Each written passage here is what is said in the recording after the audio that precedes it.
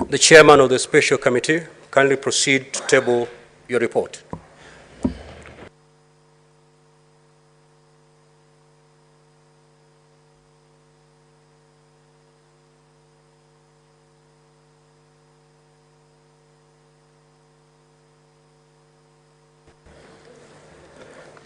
Mr. Speaker, sir, I beg to lay the following paper on the table of the Senate today, the 30th December 2022.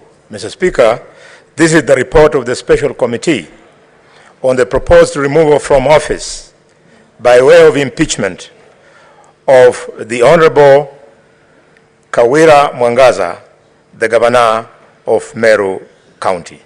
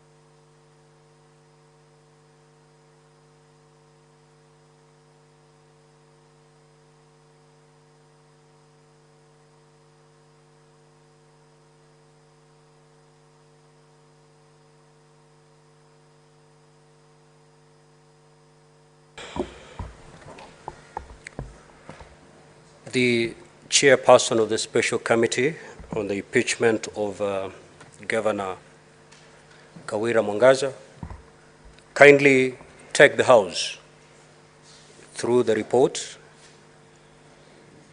in a very summary version indicating what is the decision of the committee. Thank you, Mr. Speaker. Mr. Speaker, sir, I would like to thank you, to thank the House, and to thank... Just hold on, Senator Boni. Senator Chirangei, what is your point of order? I thought this is simple procedural issues. Mr. Speaker, under Standing Order number 91, and also, since this is our standing orders and it guides the business here, there is Standing Order number 223, and I'll need your ruling on two things, Mr. Speaker, sir, with all due respect. One, this report has been laid, and when you look at the Standing Order number 223, sub-article 7, it says, and it is not specific to the report that is about to be presented by the Senator, whichever the outcome, within 48 hours after the report has been laid, which has just been done, on the table of the Senate, the clerk shall publish the report in the parliamentary website and circulate all copies to all senators. It says laid, it does not say after the chairperson has moved. And the last one, Mr. Speaker, so that I give you opportunity, is this select committee report is just like any other report. Some of us, whatever the outcome, we might want, despite the constraint that the Article 181 section of the Constitution of Kenya, Section 33 of the County Governments Act, Standing Order number 80, and the third schedule on the procedure of removal through the committee process, might want at some point to amend the contents of the report, notwithstanding that I'm anticipating the report. So, Mr. Speaker, I need the ruling on that Standing Order number 223.7, and also whether such a report that is about to be tabled by the Senate Majority Whip, can it go full motion where members, after looking at it, can amend whatever the outcome of the report, whether it acquits the governor or some allegations have been substantiated? I thank you, Mr. Speaker. Senator Chirange, you're out of order. The procedure of removing a governor is very elaborate, and it springs from Article 181 of the Constitution. And if you read Article 181 of the Constitution, it actually mandates Parliament to come up with a law on the procedure to govern the removal from office of a governor. Now, if you go through the standing orders on the removal of a governor, it is very conclusive on how it starts, on how you table the report, and on how it ends. We shall abide by that procedure. Proceed, Chair, Special Committee. Thank you, Mr. Speaker. Mr. Speaker, I want to thank you, thank the House, thank colleagues, and thank all the stakeholders in this matter of the special committee that was considering and investigating the proposal for removal from office by way of impeachment of the Honorable Kawira Mwangaza, the Governor of Meru. Mr. Speaker, the committee considered and investigated and made a decision on charge 1 being nepotism, illegal appointments, unlawful dismissals, and usurpation of the constitutional and statutory functions of the county organs. It also made a decision, Mr. Speaker, on charge number 2 on incitement, bullying, vilification, and misleading campaigns against other leaders. Mr. Speaker, sir, charge number 3 was processed in the same manner, and it was about forceful entry into the assembly precincts and mobilization of unlawful riots against members of the assembly. And charge number 4 was violation of public finance management laws. Charge number 5, finally, Mr. Speaker, was misconduct relating to nomination of county executive committee members. Mr. Speaker, sir, after the consideration and investigations, observations were made, conclusions were made, and by a decision of one after member, all the 11 members agreed and recommended to this House in this report that the charges, Mr. Speaker, none of them was proved or substantiated. I thank you, Mr. Speaker.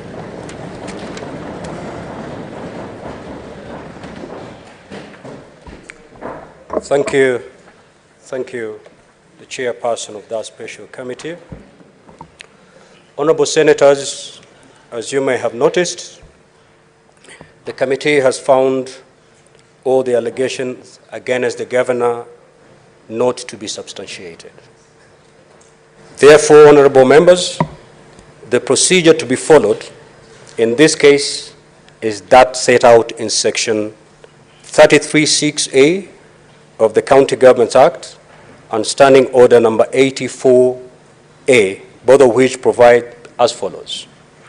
If the special committee reports that the particulars of any allegation against the governor have not been substantiated, further proceedings shall, underline, shall not be taken under this section in respect of that allegation. Therefore, what this means is that insofar as the matter of impeachment of the governor of Meru, that matter is now put to rest by that report. We cannot purport to debate the report. The report, the committee that came up with that report is a creature of this House. By extension, it is the Senate that came up with that report. Having pronounced ourselves through that report, the Senate now stands functus official. You cannot debate your own decision. And therefore, members, that rests the matter of impeachment of the Honorable Governor. However, I'm aware, indeed, we have wise men and women in this chamber who may give us comments and opinions for the future, not for purposes of the impeachment of Governor Kawira Mwangaza. So I will allow those wise men and women to comment, but do not, repeat, do not take your comments to that report, because those comments will not in any way affect the validity or otherwise of that report. Your comments will not even remove or add a comma of that report. We simply want to seek your wisdom going forward. Senators, for those who are willing to make their comments in that regard, I will be calling one after the other, and that exercise shall not be undertaken for more than 1 hour.